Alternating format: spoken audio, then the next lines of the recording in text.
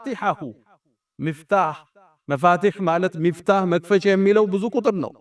የቁልፎቹ ብዛት ይላል ለተኑኡ የሚከብድ የሆነ بالعصبة أولي القوة በጣም ጠንካራ የሆኑ ወዛደሮች ቁልፉን እንኳን ሊሸከሙት 10-15 ነው የሚከብድን ሀብት ሰጥ።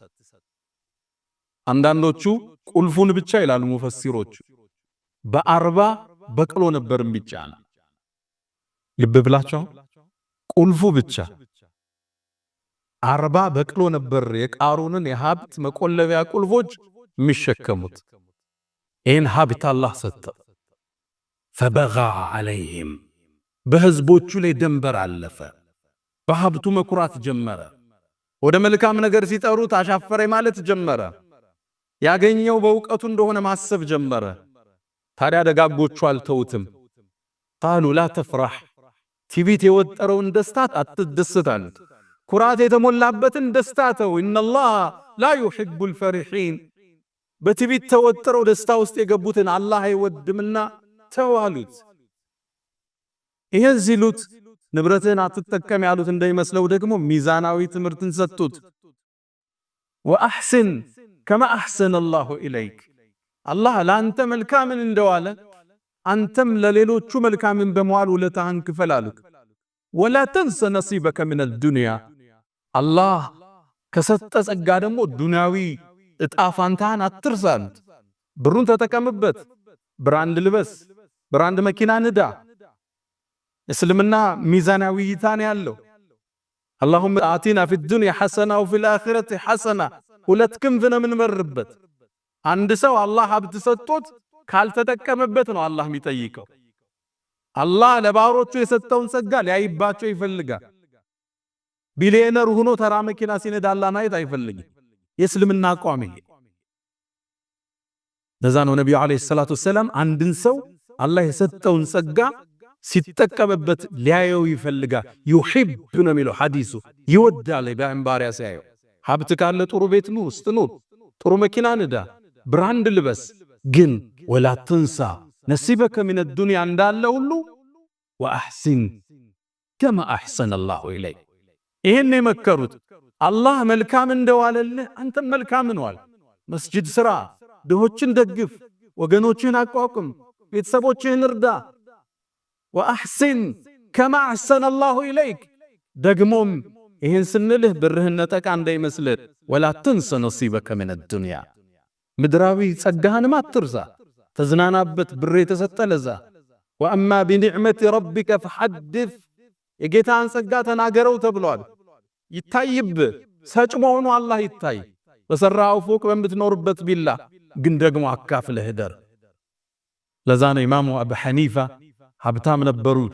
ኢማሙ አቡ ሐኒፋ መስጂድ ሲገቡ የሽቷቸው ጠረን መስጂድ እንደገቡ አወል ሶፍ ያለ ሲያክ ነበር። ዘመናዊ ነገስታት የሚቀበቱን ሽቶ ነበር የሚቀቡ። ኢማሙል አዕዘም የፉካሃዎቹ አባት እያንዳንዱ መዝሃብ የሳቸው ጥገኛ ነው የሚባልላቸው ነጋዴ ነበሩ። አንድ ልብስ ስለራሳቸው ሲወስዱ አንድ ልብስ ሰደቃ ይሰጣሉ ይባላል። ወላ ተንሰ ነሲበከ ሚነ ዱንያ ወአሕሲን ከማ አሕሰነ አላሁ ኢለይክ ብለው መከሩት። ቢሰማ ግን ፍቃደኛ አይደለም። አንድን እኩይ ቃል ተመለሰላቸው። ቃለ ኢነማ ኡቲቱሁ ዐላ ዒልሚን ዒንዲ አላቸው። ይህን የምታዩትን ሀብት እኮ የተሰጠሁት በእውቀቴ ነው አላቸው። በቢዝነስ ጥበቤ፣ በግንኙነት ጥበቤ ሌት ተቀለፍቼ አሁን እንደሚባለው ስለ ሀብቱ ሲናገር ቻይና ወጠን፣ ዱባይ ተመላልሰን፣ በረሃ ወርደን አርሰን፣ ወርቅ ቆፍረን እኮ ነው ያመጣ ነው ዝም የመሰለ ይላል። አንተ አዲስ አበባ ነው ያለው፣ ያንተ ወርቅ ቆፋሪዎቹ ግን ገጠር ነው ያሉት። እነሱ ካንተ በላይ እየለፉን። የሰጠህ አላህ ነው። ወአተይና ሰጠነው አላህ። አዎ ግንኙነትን ተጠቅመ ሊሆን ይችላል፣ ደክመ ሊሆን ይችላል። ካንተ በላይ የሚደክሙ ግን ሰራተኞች አሉ። ያንተን ያህል ሪዝቅ የላቸው። ሪዝቅ የሚሰጠው አላህ ነው። ሲሳይ የሚከፍተው አላህ ነው። አዎ ሰበብ አድርሰ ሊሆን ይችላል፣ ደክመ አታትረ ሊሆን ይችላል። ካንተ በላይ የሚታትሩት ግን ያንተ ቅጥረኞች ናቸው። ኢነማ ኡቲቱሁ ዐላ ዒልሚን ዒንዲ። ይሄ ዝም ብሎ የመጣ ብር መሰላል። በእውቀቴ እኮ ነው ደክሜ ወጥቼ ወርጄ አሰላስዬ ግንኙነት ፈጥሬ ኢንተርናሽናል ኔትወርክ ፈጥሬ መጣ ብር እኮ ነው አለ። አላህም ተቆጣበት። እችን ያዘበት አላህም አስከትሏል። አያቅም እንዴ እኛ ከሱ በፊት ከሱ በላይ ሀብትና ከሱ በላይ አቅም የነበራቸው ሰዎች እንደደመሰስነ አልሰማም እንዴ አለ አላህ አስከትል። ከዛም አንዴ የጥፋቱ ቀን ተገለጠ። فخرج على قومه في زينته አንድ ቀን በኒ እስራኤሎች በሞሉበት አካባቢ ወርቁን አሰልፎ ጋርዶቹ አጅበውት አገልጋዮቹ ፊት ተሰልፈው ሚያምር ቢጫና ቀይ ልብስ ለብሰው የወርቅ ኮሮቻ ላይ ተቀምጦ ከቤተ መንግስቱ ወጣ። ሲያዩት ሚያምር ነበር፣ ግርማ ሞገስ የተሞላው። فخرج على قومه ወደ ህዝቦቹ ወጣ። ይሄ ሁሌ የሚያረገው ነው። ወጥቶ ሀብቱን አሳይቶ ጉራውን ነፍቶ ይመለሳል ሁሌ። በዚህ ጊዜ ግን አላህ ሊያልፈው አልፈለገ። ልክ እሱ ሲወጣ ሙእሚኖቹ ከሁለት ተከፈሉ። ንዋይ ያጠቃቸው የዱንያ ፍቅር ያሸለፋቸው ያ ለይተለና مثلما أوتي قارون ምነው ለኛስ ቃሩን እንደተሰጠው እንዲህ ሀብት በኖረነ إنه لذو حظ عظيم ትልቅ እጣለኝ ነው ያለው አሉ። ኢማናቸው ተንሸራተተ። አንዳንዱ እንዲህ ገጥመዋል። የሌሎችን ሀብት ሲያይ ምቾት ድሎት ሲያይ ኢማኑ መርጊያ ያጣል። እነዛ ሙእሚኖቹ ዕውቀት የተሰጣቸው ግን ዞር አሉ። እንዴ እናንተ ምን ነካችሁ? ይሄ እኮ ዱንያ ተራ ጥቅም ነው፣ ጥቅም ነው።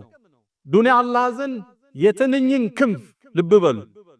ነብዩ አለይሂ ሰላቱ ሰላም እንዳሉት ዱንያ ትንኝን ብትመዝን አላሉ ለው አነ ዱንያ ተዚኑ عند الله جناح بعوضة የትንኝን ክንፏን ትንኛን አላሉ እሷን ብትመዝን ኑሮ ለአንድ እሱን ለካደው ሰው አንዲት ጉንጮ ያጠጣውን ብለዋል ነብዩ አለይሂ ሰላቱ ሰላም።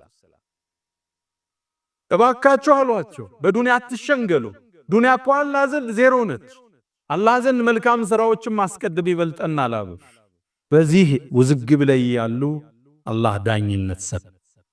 فخسفنا به وبداره الارض እሱንና ያለውን ንብረቱን በአጠቃላይ መሬት እንድትሰረግዱ አላህ አዘዘ። መሬት ተከፍታ ዋጠችው። ዙሪያው የነበረ አገልጋይ ሁሉ ተበተነ። ከሀብቱ አላህ አንድ ሳያስቀር ወደ መሬት ውስጥ ከተተው። እነዛም ምእመናኖች ይህን ክስተት ሲያዩ ደነገጡ። አላህ እኮ ለኛ በጸጋውን ባይሞላ ኑሮ ተመሳሳይ ክስተት ይገጥመን ነበር። ቃሩን ንብረቱ መጥፊያ ሆነ እንዴ? አላህ ቃሩንን ለትውልድ በሀብቱ ለኮራ፣ በስልጣኑ ለኮራ፣ በክብሩ ለኮራ ሰዎችን ቆርጦ ለሚያይ ባፍንጫው ለሚያናግር ሁሉ አላህ ምሳሌ አድርጎ ጣለፈ። አላህ ታዲያ አንቀጹ ሲቋጨው የቃሩንን ታሪክ ተርኮ በአንድ አረፍተ ነገር ዘጋው።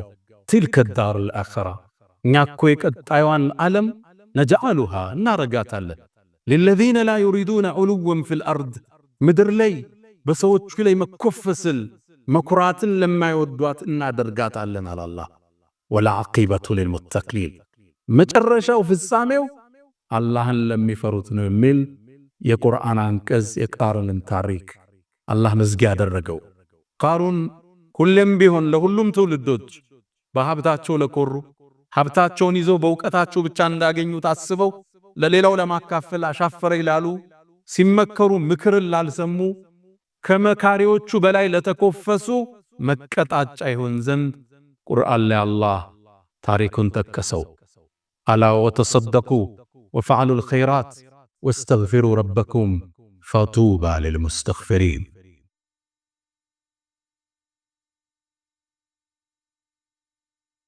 والحمد لله على إحسانه والشكر له على تفضله وامتنانه ولا إله إلا الله تعظيما لشانه وصلى الله وسلم وبارك على رسوله وإخوانه أما بعد ود مؤمنان الله يتكسر بن تاريك بركات تستمرتوچ ወጣበታል። የቃሩን ታሪክ የተጠቀሰው ሱረቱል ቀሰስ የሙሳ ታሪክ በዝርዝር በተወራበት ምዕራፍ ውስጥ ነው። አላህ ሲጀምር ስልጣን ሸንግሎት በጠፋው በፊርዓውን ጀምሮ የቋጨው ደግሞ ምዕራፉን በቃሩን ነው። ሀብት ንብረት ሸንግሎት ሌሎችን ለመስማት ፈቃደኛ